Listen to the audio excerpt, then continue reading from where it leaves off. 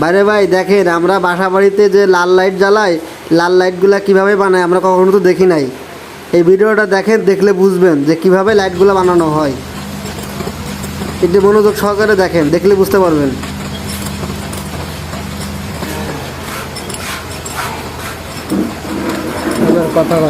সম্পূর্ণ ভিডিও দেখেন, দেখলে বুঝবেন।